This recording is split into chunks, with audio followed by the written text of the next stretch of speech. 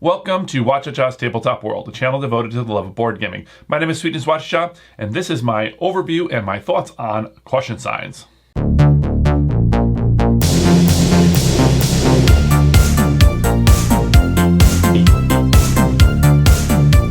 Caution Signs is a party game for 3 to 9 players, and essentially what you're going to be doing is drawing, but drawing very quickly. So the artistry, the talent of the artist is not really that important.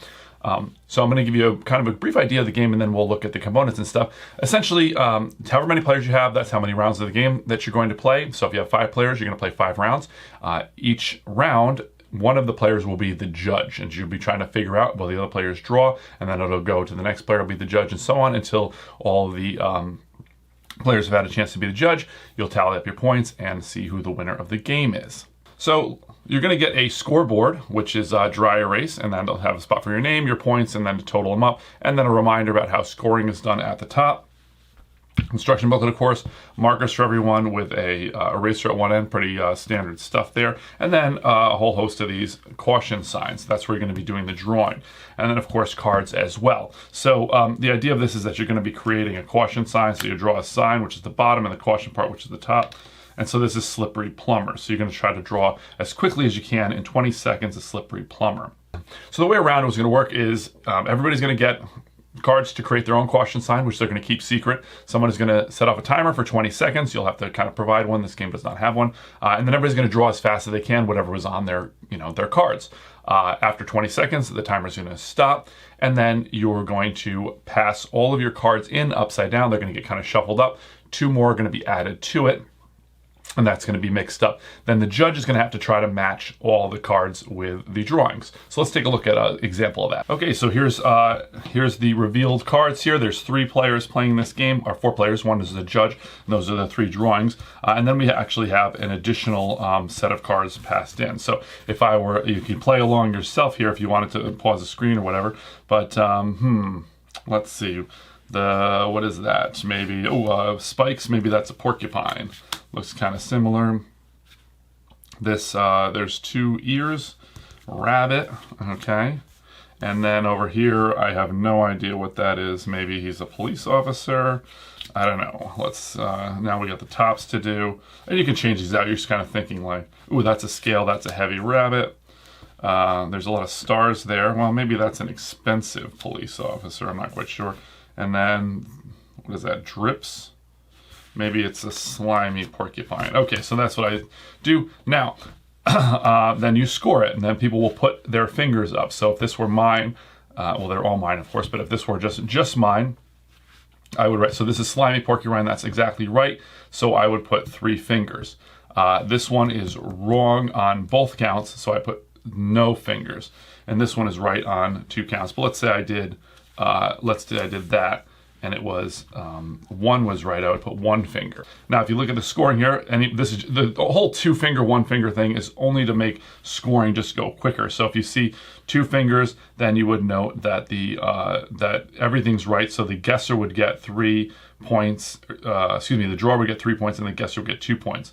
If there's only 1 finger, then the drawer gets a point, but the guesser gets no points. And again, nobody gets any points if neither is right. So the incentive being, you're getting points whether you're the drawer or whether you're the guesser. There's points awarded for both things. And that's it. Pretty simple. You'll just go through each of the rounds, dealing out cards to everyone. They'll draw within 20 seconds whatever nonsense they've gotten for a caution sign, and then you'll shuffle an extra card in of each, and then the guesser will try to, get as many right as they can, and then of course you'll score points. If you're the guesser, you'll get points if you get both right. If you get 1 right or 2 right, you'll get some points as well for drawing, and if you get none right, you get 0. At the end of the game, after everybody's had a chance to be the guesser, then you'll tally them up, and whoever's got the most points will win the game. So what do I think about the game? First, let's look at the theme and components, as I usually like to do to begin. It's a party game, so the theme is not like super strong, but I think it's a really great little theme. The fact that you're kind of creating these caution signs is a very clever one, because you could just have like 2 cards and have to draw something that matches those. But the fact that you're like, look out for the slippery plumber or whatever, And sometimes you can just get a matchup that just makes you laugh before you've even drawn it. Some of them are like avant-garde, if you can believe it. It's like kind of a little surrealistic game in a way. Like I used to play a lot of those kind of weird oddball things, but I quite like that. I think it's just very clever, especially just for a light party game. Secondly, the components. This is an inexpensive game. The boards, they're good, they're cool, they're evocative of that theme. I like having the dry erase scoreboard, and it has the reminders at the top, which is nice. Markers, very standard, and you get a ton of cards. So, I mean, the fact that they can all be interchanged, adds to that, the ability to have a lot of options and be able to get some replay out of it. It's a nightmare to sort them in terms of keeping a stack of caution and a stack of signs, so I don't even bother. But they are color coded, so that like one is yellow and one is white, so it does make it easy when you're going to do that. I do like the idea of, well, let's first just say my general thing, which I feel about party games in general. Oftentimes, if I'm going to play a party game, I'm almost always going to be playing it with non-gamers. So what I always look for in a party game is it's easy to teach, it's easy to learn, it's fun, and it's pretty simple, and also very inexpensive because it's like kind of a party game. And this one hits on all of those. This is it's inexpensive. You can teach somebody to play in like 10 seconds. There's not much to it at all, and it plays quite well. This game, it's interesting because word games, this is kind of my other mantra, is that I'm like, party games always kind of are word game based or drawing based. This one, like all the other party games involving drawing, you kind of get around the fact that you're not a good artist or not, because you only have really 20 seconds to do it. That does seem like a lot of time, but it is really a very small amount of time. You will not get much down.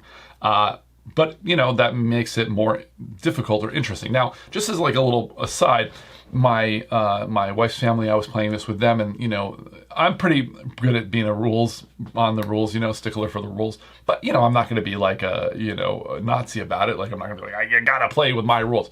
So everybody was kind of like, hey, we should have more time. And I said, well, they said like 40 seconds, and I was like, why don't we split the middle? I'll do 30 seconds. And it's funny because like the way the games are designed, like there's an intention of like they play test things and stuff, and it turns out that 30 seconds is still very short, but like everybody almost got like a 80 or 90% correct rate every single time, which is interesting to think about because that extra 10 seconds allows you to draw a little more carefully, and so kind of an interesting thing there. But if you just played on the 20-second rule, it's much more difficult, and it leads to much more interesting decisions in terms of what is this and stuff. But it is fun.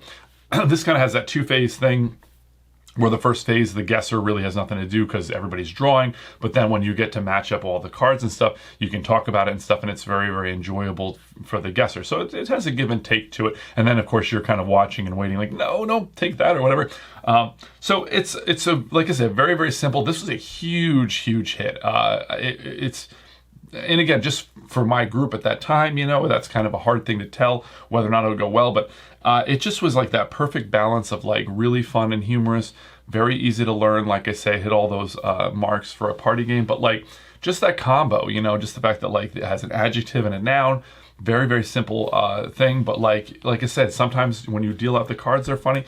And then when they're drawn, they're quite funny. And it's kind of cool to like, everybody has their own little, system. Like, okay, I'm going to take each in turn and put cards with it, or I'm going to put all the bottoms first, and I'm going to do all the tops, and then I'm going to look around and stuff. So, really for a good mix of players, good mix of age ranges and stuff like that. And I think, these tend to be pretty inexpensive kind of games. So I highly recommend this one. I think it's a really fun for gamers and non-gamers alike. And like I said, it hits all those marks that you want to on a party game. So hopefully this helps you decide whether this game is for you or not. But for now, I gotta roll.